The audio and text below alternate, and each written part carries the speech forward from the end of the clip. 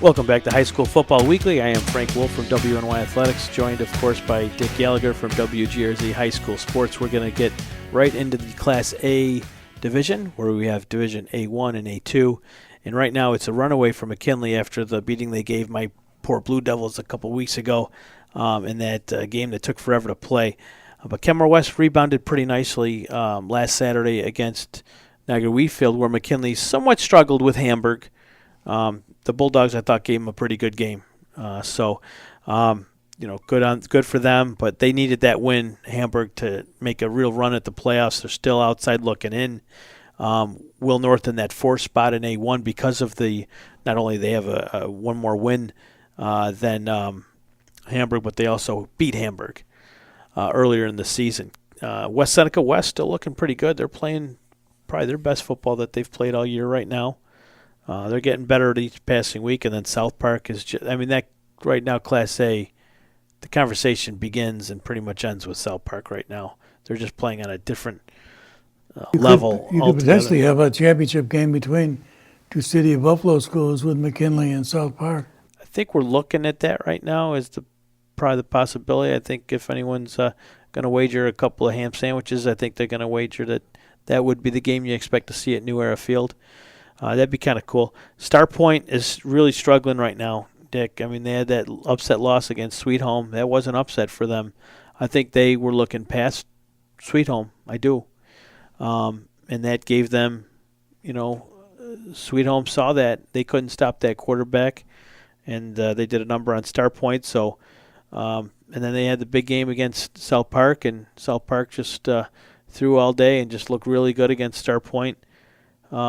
West Seneca East at 3-2 and Will South 3-2. Will South and West Seneca East, they do play this coming week, so that's a big game. One of them might not make it into the playoffs. The other one should get in. Grand Island, they're taking on Star Point right now. So Star Point at 3-2 in the division. Grand Island at 2-2. Grand Island wins that game. Do they knock Star Point out? I don't think so. In head-to-head? Head-to-head they do. But Star Point plays Lockport in Week 7, so this is it for them. So I think after this week we'll see a better picture as far as what teams are going to be making the playoffs and some of the games. Now, Grand Island isn't necessarily playing their best football right now. They just lost to Cheektowaga, a B school. Maybe they were looking ahead towards Star Point, or maybe they weren't showing everything because it was a non-league game, didn't have any bearing. Maybe they didn't want to show Star Point too much. That could have been a factor. But hats off to Cheektowaga for beating them. But Amherst is playing really good football right now. And Sweet Home was doing really well until they just lost to Amherst. They got a big game this Thursday night against Kenmore East, which will be on our Mixler station, mixler.com/WNY Athletics. Joe Krause will have the call for that game. But A2... other than South Park, I think it's wide open, teams 2, 3, 4. Grand Island, I don't know if Amherst can sneak in, but Grand Island certainly can sneak in. Whoever finishes in A1, comes in fourth, they're going to have to play South Park. It's at all high in the quarterfinals. Well, wouldn't the 4 A2 team go over and play the A1? Right. Okay. Oh, so the fourth place team in A1 goes and plays South Park. Okay, I got you. And in that, when you take a look at it, this week really being key for some of the teams making the playoffs and also for seeding purposes. That South Park team is doing it at both ends of the field. They've only given up 47 points.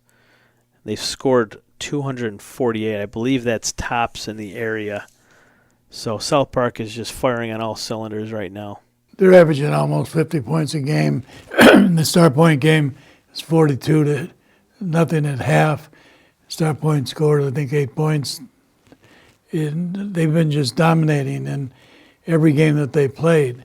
And then when you take a look at how they physically play, how much speed they have, the athleticism that they have, it's an exceptional team.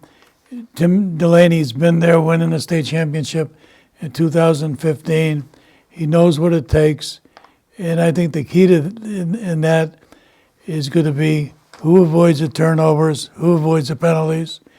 And I think that there were a couple of city teams that had 10 penalties last week. You can't expect to win championships getting 10 penalties a game. Bennett finds out the hard way every year, so hopefully they can get it together. What is the secret to McKinley?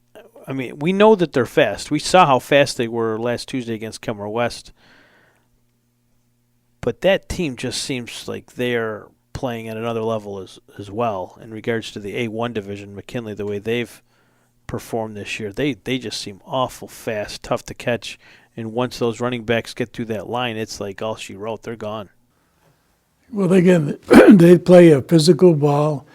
The Macs have been dominant in the city for decades. They've won some Harvard Cup championships, and they've had it down, last few years. But they're for real, and they've got some athletes, particularly in the skill positions. So I wouldn't be surprised if they're going to at least get to the semis and maybe even to the championship game. Well, that's our Class A rundown. We will be back in just a few moments to talk about some of those Class B schools. We'll be back in a minute after word from our sponsors.